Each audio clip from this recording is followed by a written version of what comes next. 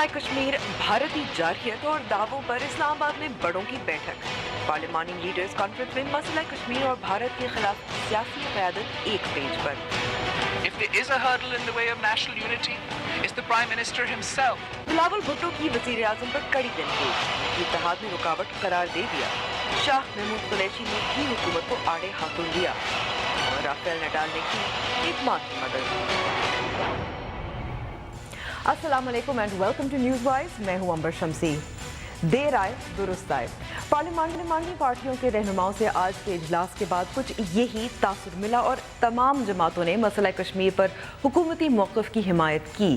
लेकिन वज़ीर आज़म के ज़ेर सदारत पार्लिमानी जमातों के सरबराहान के इजलास के बाद अपोजिशन जमातों ने हुकूमत पर तनकीद भी की। इमरान खान तो मौजूद नहीं थे, शेख रशीद को बुलाया नहीं, तो सबसे सख्त तनकीद का बीड़ा उठाया बिलावल भुट्टो ने। बिलावल भुट्टो का शायद ऐसे इजलास जिसमें वज़ीर आज़म समेत बड़ी सियासी जमातों की शिरकत हो में शिरकत पहली बार होने का मौका हुआ। इसके अलावा प्रोग्राम में शामिल होगी बात पाकिस्तानी सिनेमाओं में इंडियन फिल्मों पर पाबंदी की। हुब्बुल वतनी का मुजाहरा तो है, लेकिन क्या ये कारोबारी तौर पर खुदकुशी है? लेकिन शुरू करते हैं टोरी से। देखिए कि कुछ रहनुमाओं ने इजलास के बाद क्या क्या बातें की। हमने कश्मीर पे, इस इशू पे और सिर्फ इस इशू पे हुकूमत के साथ दिया है। We have extremely pressing concerns which were raised one way or another in our meeting as well and will be raised in Parliament. National unity aaj hamare paas hota if the Prime Minister was to have stuck to his word on the floor of the House. It is beyond my understanding why the third-time Prime Minister refuses to appoint a foreign minister.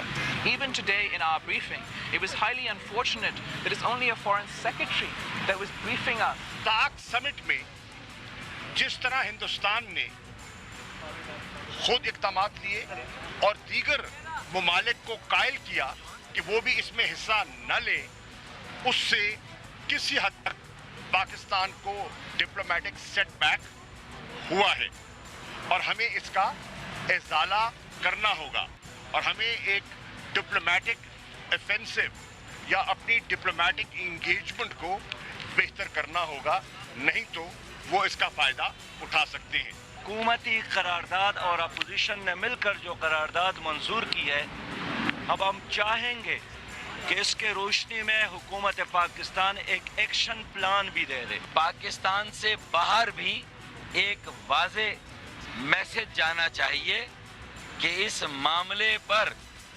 हमारा इत्तेहाद और यकजहती गैर मुतज़लज़ल है। हुकूमती मौक़िफ़ की हिमायत तो की, लेकिन मशरूत है। इस पर मज़ीद बात करने के लिए हमारे साथ लाहौर स्टूडियो में तजज़कार एजाज़ हैदर हैं। बहुत बहुत शुक्रिया हमें वक्त देने का एजाज़ साहब। एजाज़ साहब, जो तनकीद आपने सुनी भी होगी तमाम जमातों के जो रहनुमा उन्होंने की, एक तो तनकीद ये थी कि एक्शन प्लान जो है वो देना होगा। इसके अलावा फॉरेन सेक्रेटरी ने ब्रीफिंग दी, फॉरेन मिनिस्टर ने दी, तो इस पर आपका क्या मौक़िफ़ है? देखिए, हुकूमती जो अपोजिशन हुकूमत के जो अरकान हैं उन्होंने तो ज़ाहिर है ये बुलाया इजलास, वज़ीर आज़म ने, जो अपोजिशन है वो भी आई इस इजलास में। मसले का ताल्लुक़ जो है वो एक कोर इशू के साथ है, तो इसलिए इसमें शिरकत तो होनी थी। जहाँ तक ताल्लुक़ तनकीद का है उसमें दो सतहें हैं। एक सतह तो है जिस तरह ये बात हुई कि जो बिलावल साहब ने बात की कि कोई फुल टाइम जो है फॉरेन मिनिस्टर नहीं है। एक तो स्ट्रक्चरल इशू है जो कि इंटरनल इशू है और इसके हवाले से बहुत अरसे से बात हो रही है। दूसरा जो मसला है उसका ताल्लुक़ इस बात से है कि आपने क्या जामे पॉलिसी जो है उसको बनाना है और किस तरीके से इस मामले को आपने दुनिया के सामने उठाना है। वहाँ पे मैं समझता हूँ कि तनकीद की बजाय तजावीज़ आनी चाहिए और हुकूमती तरफ से भी और अपोजिशन की तरफ से भी। इस हवाले से जो है वो हियरिंग्स भी पार्लियामेंट में होनी चाहिए थी। एक तो मैं ये भी कहता चलूँ कि मुझे आज तक ये ऑल पार्टीज़ कॉन्फ्रेंस का मतलब समझ नहीं आया, क्योंकि پارلیمان جو ہے ایک منتخب موجود ہے اور اس میں جو ہے وہ تمام جماعتیں موجود ہیں تو اور outside the اسی کا ایک parliament- اجلاس جی. ہونا چاہیے. تو outside the Outside the parliament parliament یہ جو ہے نا کیا- یہ کیا یہ طریقہ کار ہے کیونکہ اداروں کو ظاہر ہے پارلیمنٹ کو مضبوط آپ نے کرنا ہے اور پارلیمان کے اندر جو ہے یہ چیزیں آپ نے لے کے جانی ہیں اور پارلیمنٹ کی جو کمیٹیز ہیں ان کے سامنے آپ ایکسپرٹس کو بلائیں, ان کی جو ہے نا وہ جو ٹیسٹمنیز ہیں وہ پیش کریں, مختلف تجاویز جو ہے وہ سامنے آئیں, ان تجاویز کی روشنی میں پھر ایک مربوط پالیسی جو ہے وہ مرتب کی جائے.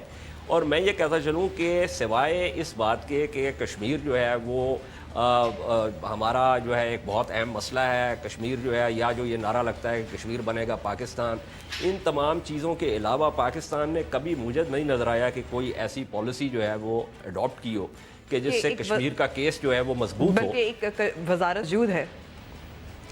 بالکل, دیکھیے بات یہ ہے کہ کشمیر کا یہ ابھی پچھلے دنوں نیشنل ڈیفنس یونیورسٹی نے ایک سٹیپ لیا تھا, انہوں نے ایک سیمینار کیا تھا جس میں بلایا گیا تھا, وہاں پہ جو ہے ہم لوگوں نے بات بھی کی تھی اور اس میں یہ بات بہت واضح تھی کہ آپ نے جو کیس پیش کرنا ہے اس کو اگر آپ نے لیگل اور مورل پوائنٹ آف ویو سے پیش کرنا ہے تو پھر یہ بہت ضروری ہے کہ آپ اپنی طرف بھی کچھ بنیادی اسٹرکچرل چینجز لے کے آئیں, جن میں سے ایک کا تعلق اس بات سے ہے کہ گلگت بلتستان کا جو ہے وہ کیا سٹیٹس ہے, آزاد کشمیر کا جو کہ ایک ٹربل سم جو 1949 کا کراچی کا ایگریمنٹ ہے اور جس کے اندر مزید جو ہے وہ دراڑیں پڑی ہیں 1974 میں جس وقت یہ کشمیر کونسل بنی, اور کشمیر کونسل کی جو دراندازی ہے اور دخل اندازی ہے آزاد کشمیر کے معاملات میں, یہ وہ تمام چیزیں ہیں کہ جن کا ختم ہونا بہت ضروری ہے تاکہ آپ جب اپنا یہ کیس پیش کریں مقبوضہ کشمیر کے حوالے سے تو آپ کے کیس میں جو ہے وہ کوئی صحت ہو, اس کے اندر کوئی جان ہو, اور لوگ اس بات کو تفریق کر سکیں, اس بات کو بالکل واضح طور پہ دیکھ سکیں کہ فرق جو ہے وہ دونوں اطراف میں کیا ہے. اعجاز, لیکن دیکھیں اسٹینڈنگ کمیٹیز تو ہیں, فارن افیئرز کی بھی ہے, ڈیفنس کی بھی ہے. اچھا, ایک اعلامیہ میں جیسے مشترکہ اعلامیہ تھا اس میں جاری جو ہوا تھا اس میں یہ کہا گیا تھا کہ national security committee of parliament اس کو دوبارہ سے تشکیل دیا جائے گا, لیکن جب آپ کے پاس ہے ایسی اسٹینڈنگ کمیٹیز تو اس پھر کیوں ایسے بن رہا ہے, ایسی تشکیل کیوں؟ دیکھیے مسئلہ یہی ہے عمر کہ یہاں پہ جو ادارے ہیں ان کو بنا ہم دیتے ہیں, ان کا جو کام ہوتا ہے وہ ان سے کام لیا نہیں جاتا. نیشنل سیکیورٹی ڈویژن جو ہے وہ ایک نوٹیفیکیشن کے ساتھ بنا لیا, وہاں پہ جو ہے وہ ہمارے بہت جو ہے وہ جگادری سفیر محمد صادق صاحب ان کو بھی وہاں پہ سیکرٹری لگا دیا گیا اس کا, انہوں نے وہ بیٹھ کے کوئی جو ہے وہ ڈرافٹ بھی بنایا نیشنل سیکیورٹی اسٹریٹجی کا. اب آگے وہ نیشنل سیکیورٹی ڈویژن نے کیا کیا, اس ڈرافٹ کا کیا ہوا, کسی کو کچھ نہیں پتہ.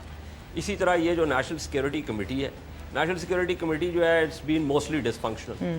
یہ جو کیبنٹ کمیٹی کی جو نیشنل سیکیورٹی ہے اس کا بھی اجلاس جو ہے وہ جب کوئی خدا نخواستہ ثانیہ ہو جاتا ہے تو پھر اس کا اجلاس بلا لیا جاتا ہے. جی, پھر یہ جیسے ابھی ایک کوئٹہ کا ہوا جس کے اندر بہت سے وکلا جو ہے وہ شہید ہوئے, اس کے بعد آپ کو یاد ہے کہ میراتھن سیشن ہوئے 2 دن لگاتار کیبنٹ کمیٹی اور نیشنل سیکیورٹی کے.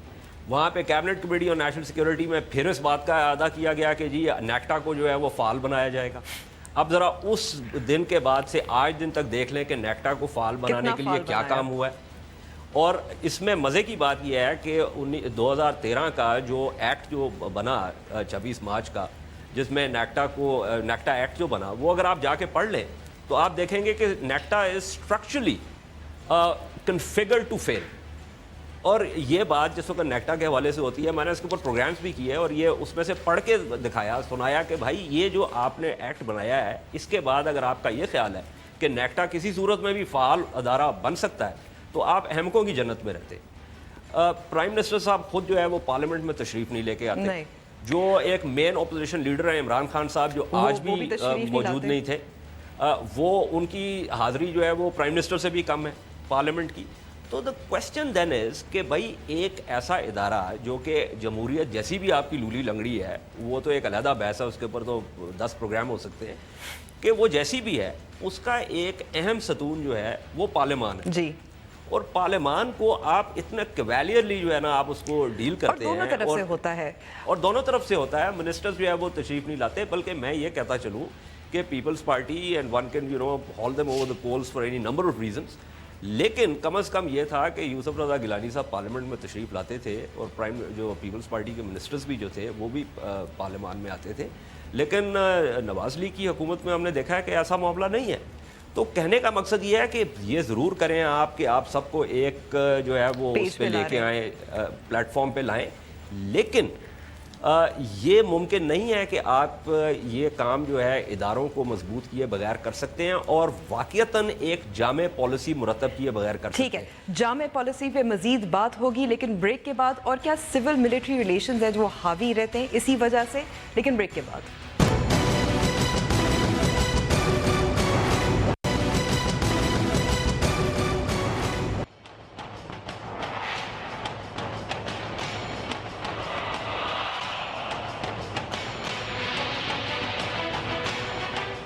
نیوز وائز میں ایک بار پھر خوش آمدید، اور بات ہو رہی ہے جامع فارن پالیسی کے، خاص طور پر اب رد عمل جو ہو رہا ہے انڈین اور پاکستان کے درمیان جو کشیدگی کی۔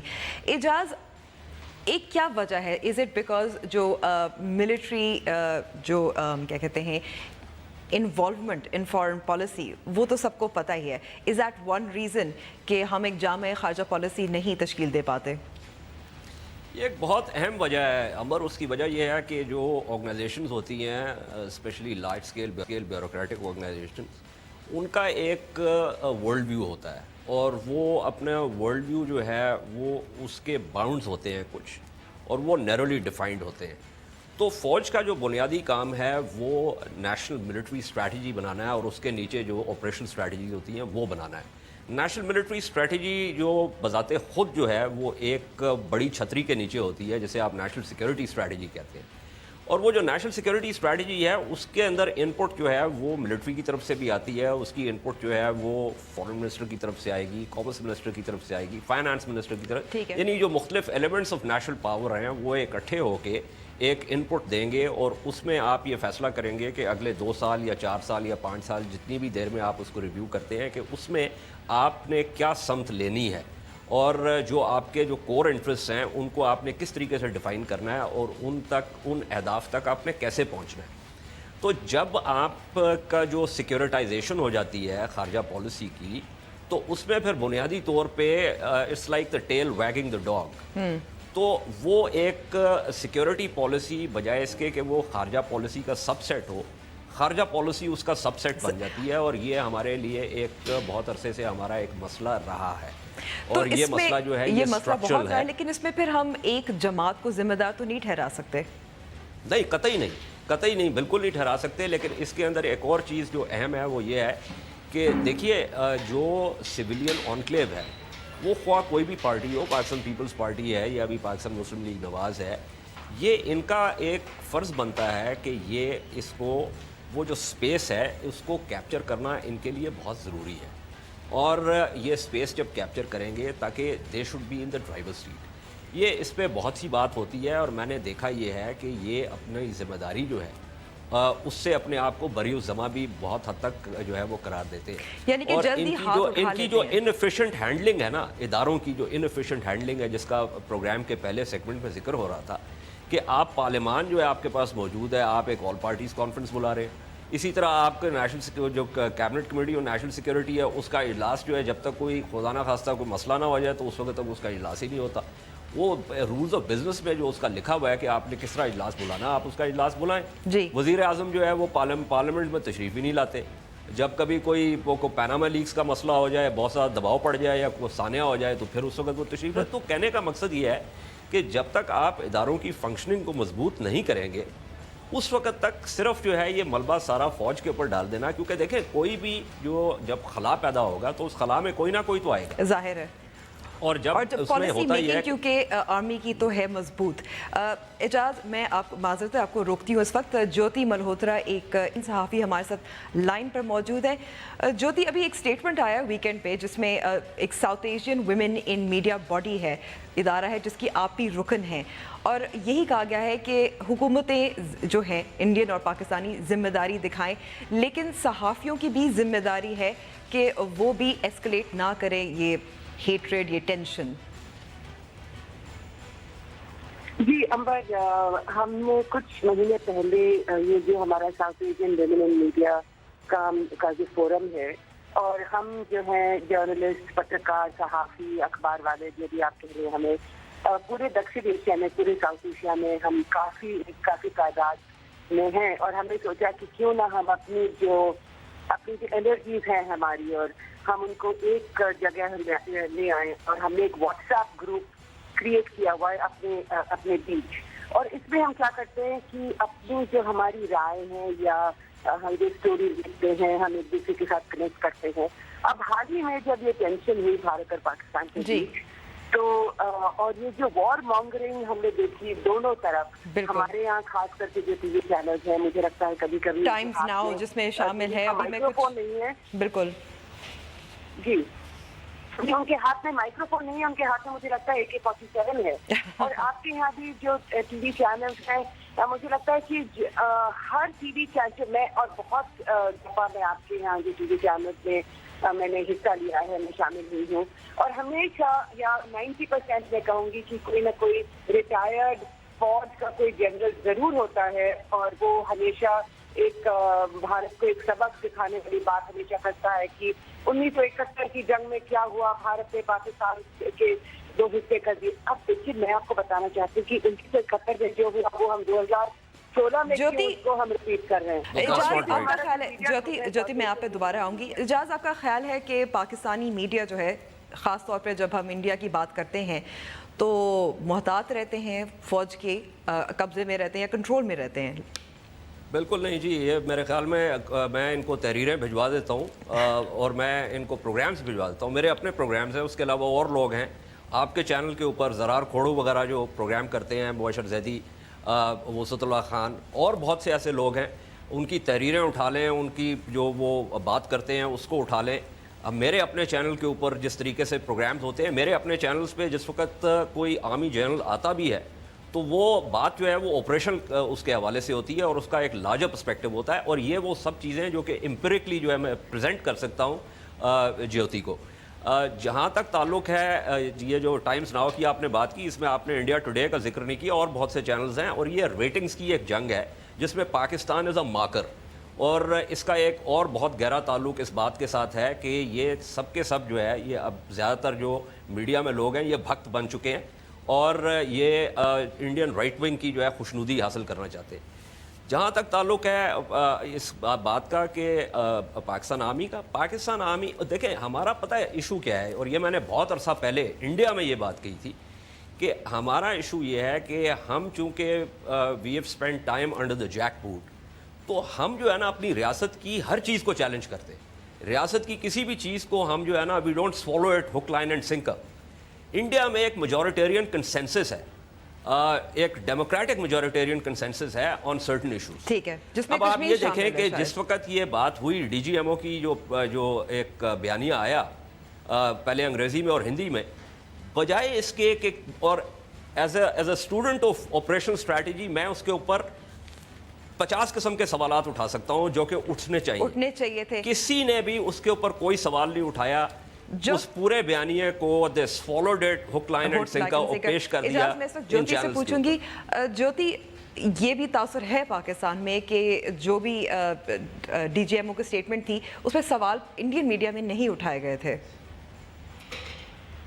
जी देखिए, आपके सवाल का जवाब देने से पहले मैं आपको ये बताना चाहूंगी कि एजाज और मेरी कुछ साल पहले इसी बात पे बहुत डिस्कशन हुई थी और आप ही में यानी एजाज हैदर ने मुझे कहा था कि मुंबई पे जो हमला हुआ था 2008 में, ये हिंदुस्तानियों ने अपने आप ही मुंबई के ऊपर हमला किया है।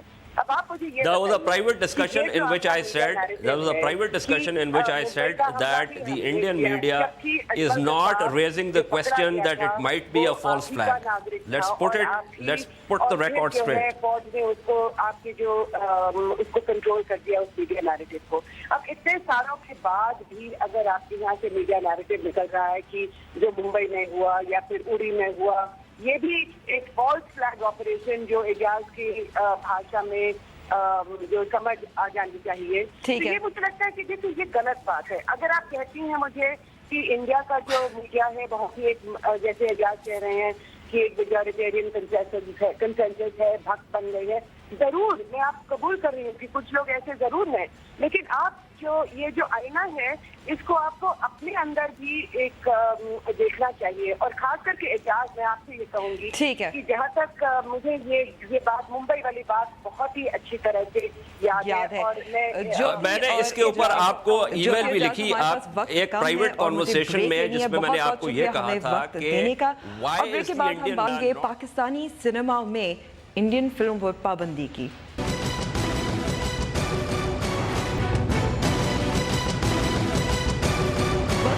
شو بھارت کی جانب سے پاکستانی فنکاروں پر پابندی لگائے جانے پر بھارتی فنکار بھی اس فیصلے سے خوش نہیں، جبکہ پاکستانی سینماؤں نے بھی بھارتی فلموں کا بائیکاٹ کر دیا ہے۔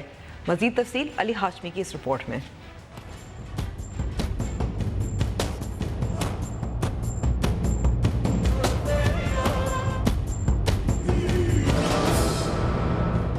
IMPPA یعنی انڈین موشن پکچرز پروڈیوسرز ایسوسی ایشن نے پاکستانی فنکاروں پر بین کا فیصلہ تو کیا، لیکن خود IMPPA کے ممبر راہل اگروال نے اس فیصلے کے خلاف استعفیٰ دے دیا۔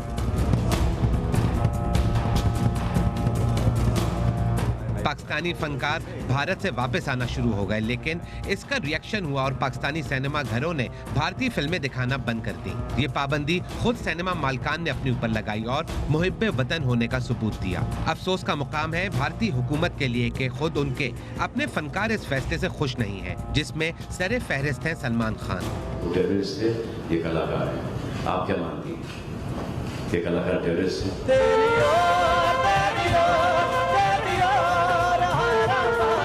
اپنے دل میں صرف نفرت رکھنے والے مہاراشٹر انو نرمن سینا کے راج ٹھاکرے یا ان جیسے لوگوں کو یہ بات سمجھ نہیں آتی 150 کروڑ کی آبادی میں ہندوستان میں کیا ٹیلنٹ کی کمی ہے کیا کہ ہمیں ان کی آرٹسٹ بورو کرنے پڑتے ہیں؟ خود ان کے ہدایت کار پاکستانی فنکاروں کے ساتھ کام کرنا چاہتے ہیں، جیسا کہ ہدایت کار شیان بینگال نے کہا کہ پاکستانی فنکاروں کا دہشت گردی سے کسی بھی طرح کا کوئی تعلق نہیں ہے۔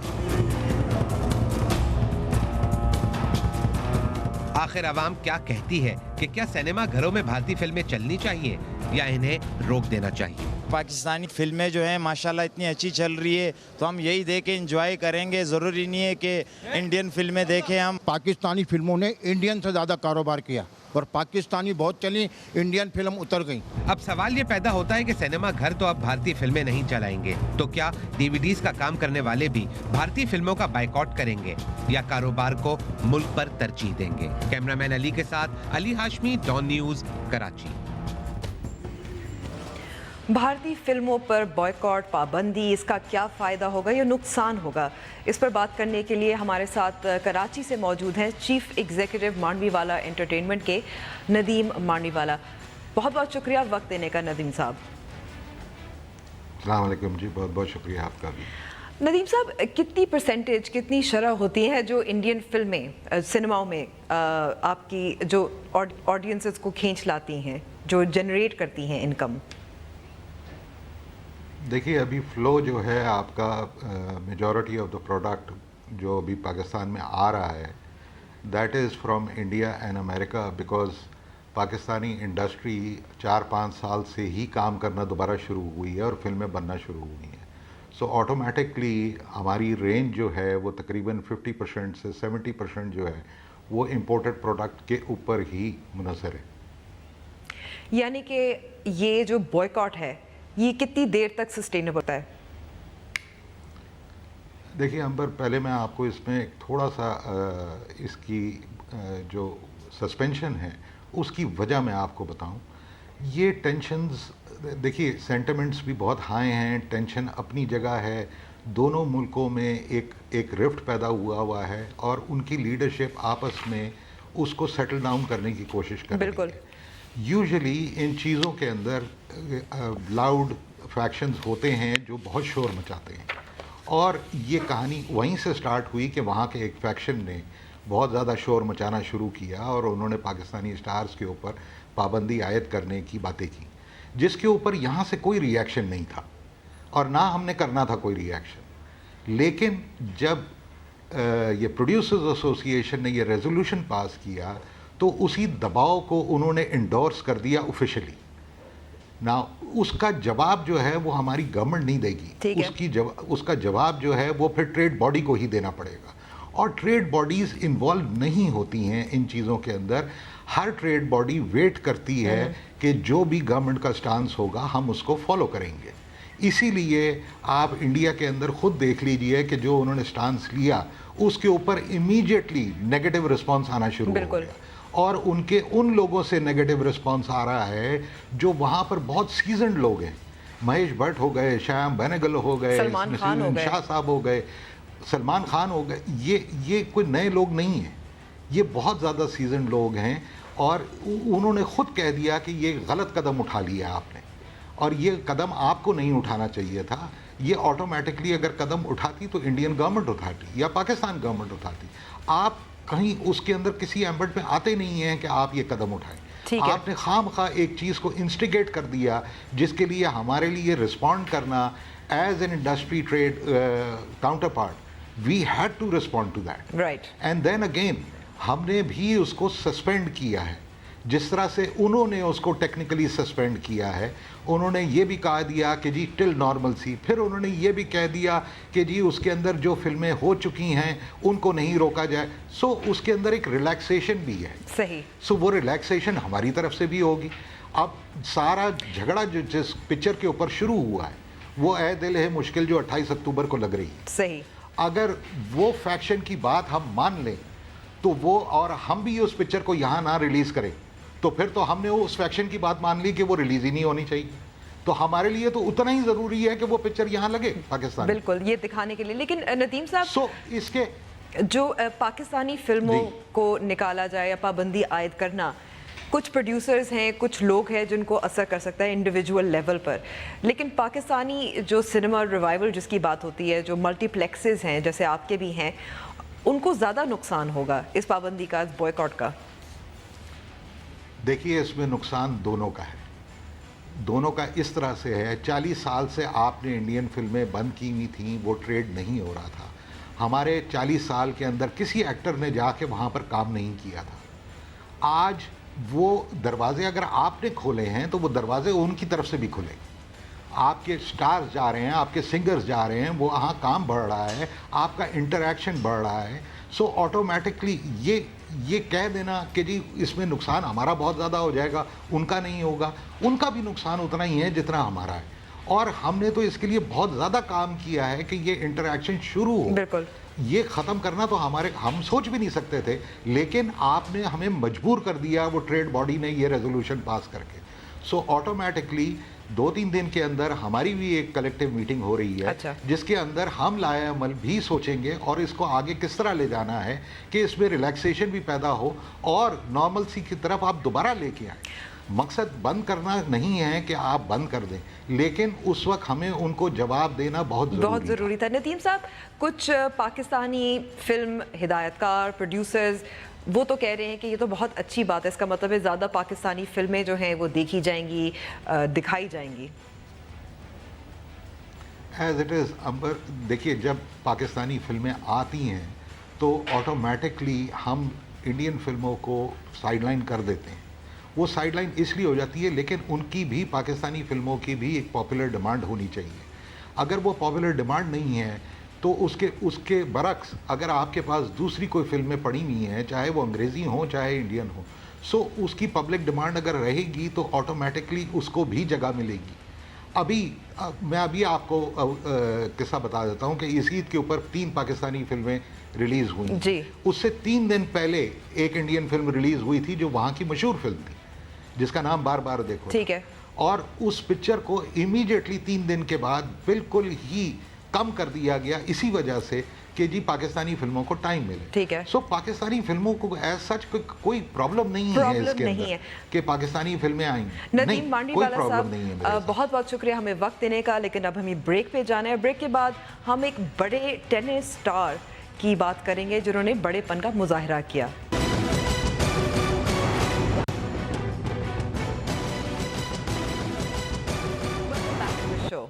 और अब बात करते हैं कि कैसे टेनिस के मायनाज खिलाड़ी राफेल नडाल ने मैदान में ही एक मां को उसकी बच्ची से मिलवा दिया। رافیل کی میچ کے دوران نظر ایک بے چین ماں پہ پڑی تو انہوں نے میچ روک کر اس کی ہی بے چینی کی وجہ دریافت کی۔ جب انہیں پتا چلا کہ اس کی بچی کہیں اسٹیڈیم میں گم ہو گئی ہے تو انہوں نے حاضرین کو اس ماں کی مدد کرنے کو کہا۔ No sé quin problema hi ha ara. Una jove que sembla que ha perdut la